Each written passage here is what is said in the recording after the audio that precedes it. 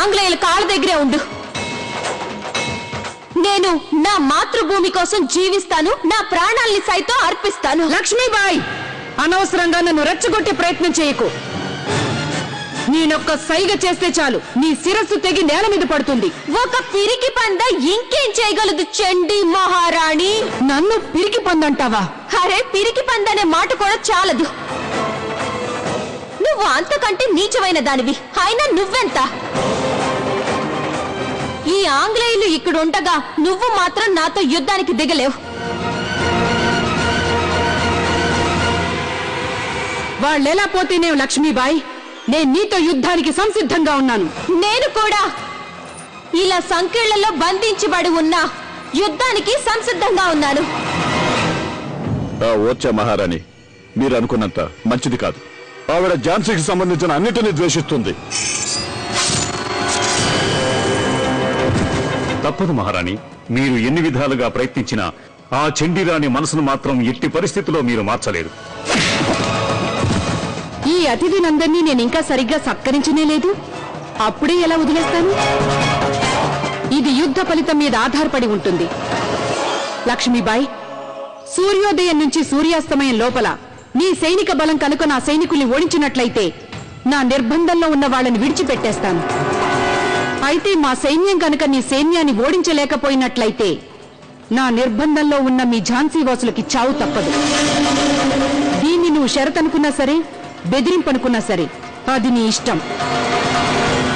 నాకు గుర్తుంది చండి మహారాణి, ఈ యుద్ధానికి నువ్వు పెట్టిన షరతుల వల్ల నీ కుళ్ళు కుతంత్రాలు నాకు తెలుస్తున్నాయి.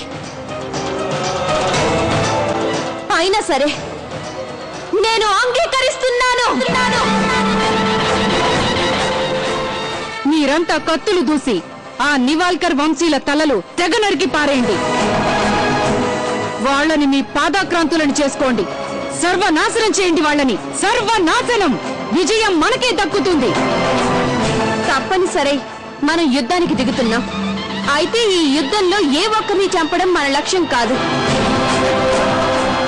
దారి తప్పిన మన సోదరులను ఏకమై తిరిగి దారిలోకి తీసుకురావాలి. మనందరి లక్ష్యం కేవలం ఈ యుద్ధంలో జయించడమే. హర హర మహాదేవ.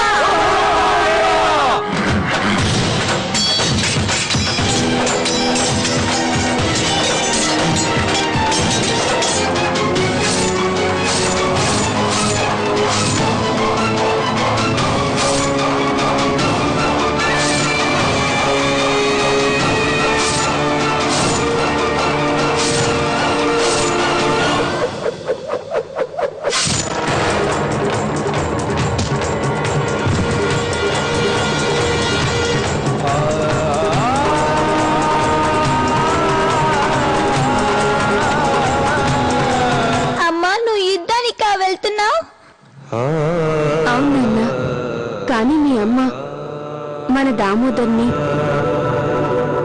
మన ఝాన్సీని కాపాడడానికి వెళ్ళాలి. నువ్వు లేకపోతే నాకేం తోచదమ్మా.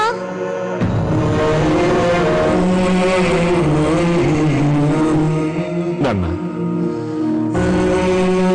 నేను మా అమ్మాయి మనం నెలతల్లి బిడ్డగా భావించి మాతృభూమి రక్షణ కోసం నా గుండెను రాయి చేసుకుని ఝాన్సీకి రాణం చేశాను. వెళ్ళి నువ్వు విజయం సాధించి తిరిగిరా. మన ఝాన్సీని వేరొకరికి మాత్రం సొంతం కానివ్వద్దు. ఈ లక్ష్మీబాయి బతికుండగా అలా ఎన్నటికీ జరగనివ్వదు. నేను నీకు ప్రమాణం చేస్తున్నాను.